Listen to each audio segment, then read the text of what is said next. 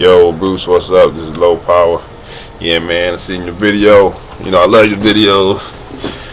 You do great videos. I think you well researched, and I respect your opinion on things.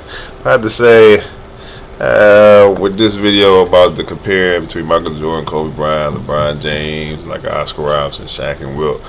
I have to say I have a lot to. I pretty much disagree with the premise of your video, because you're saying that you have to take each person and when you compare them, look at how dominant it was in the era.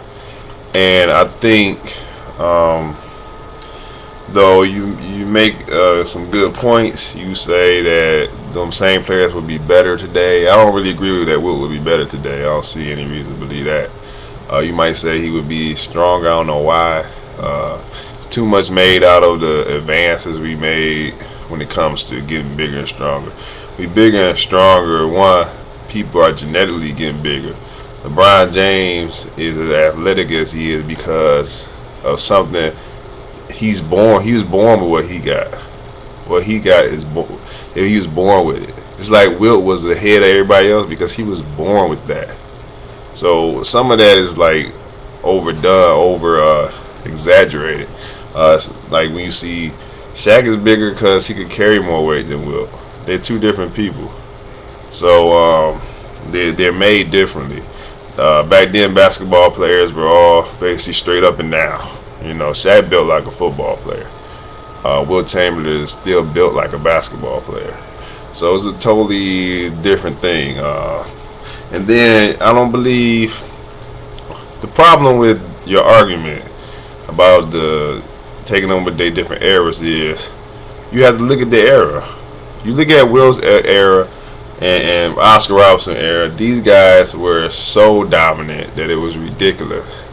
And part of the reason was because in those days they were less athletic and they had smaller size.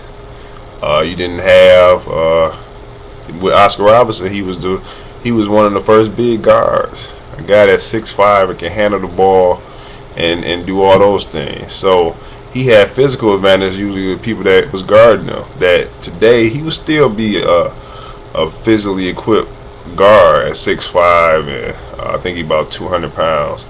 He's strong, just like Michael Jordan. They're basically big, strong guards, but his athleticism is nowhere near like a Michael Jordan. Like I said, some of that stuff, yeah, you strive for it to be athletic, and we have become more athletic, but I don't think it's necessarily because of training. I think it's just genetically we getting bigger and stronger, part of it. And some of them guys and one thing everybody leaves out, we think about the eras. Like people say, well, only had 18s back then, so they had the best of the best, which is true in a way, but you gotta understand too is this. At that time, basketball players didn't make as much money as they do now. So the motivation to be a basketball player back then was different than the motivation now. And what I mean is this: more people are motivated now to want to play basketball. More people are motivated now to want to put all their time toward playing basketball. So really, the competition, the overall field of people who play the game is a lot better now than it was back then. So and then when you watch the video, this is my issue. Like you made a good point about people learning from other people. That's true. You learn certain things in the game, but that's a good point. But I don't feel like if you're gonna compare the two, you have to take into the account of what era they played in. You can't just say, well, he dominated his era and he dominated his era. If the players are better now, overall, the players are better now. In the 80s and 90s, the players were the biggest in the 90s. In the 80s, they were the tallest. They're bigger in the 80s, 90s, more athletic, stronger from person to person. So that means if that person was in this time, you can't say that person would be so much stronger because they were already so much stronger. Like Wilt Chamberlain, he worked out all the time. There's nothing that's been created that would have made him stronger than he is already. I don't believe he has some stuff naturally, man, we produce testosterone and all that stuff. He produced that on a super high level already. I don't believe he would be a better player today at all. I don't see any reason. He might picked up or something.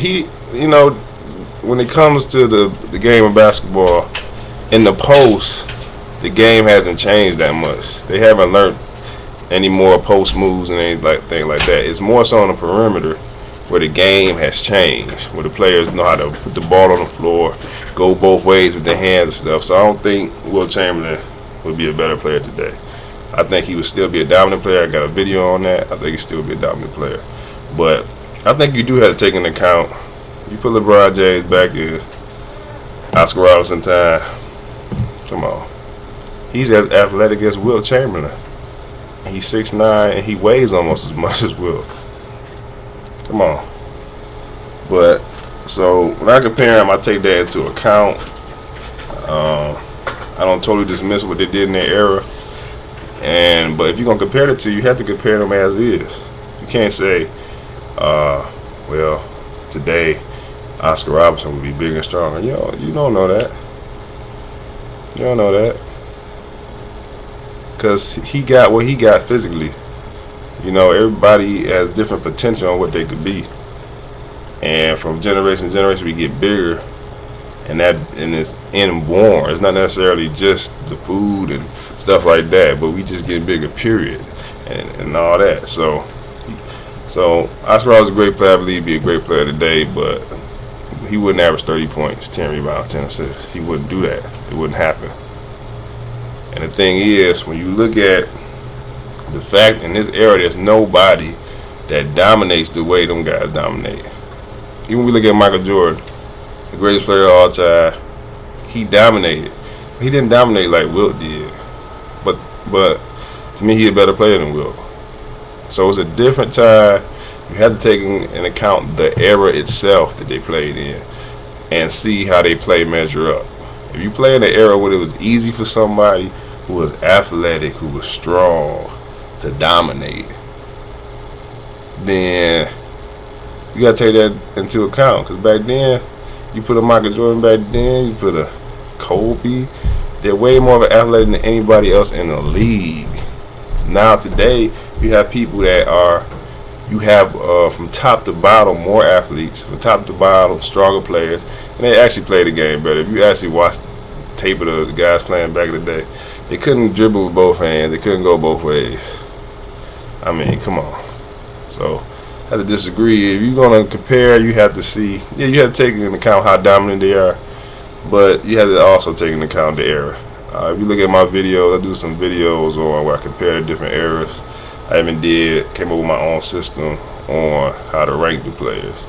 So anyway, that's my opinion. Love your videos. Get back with me.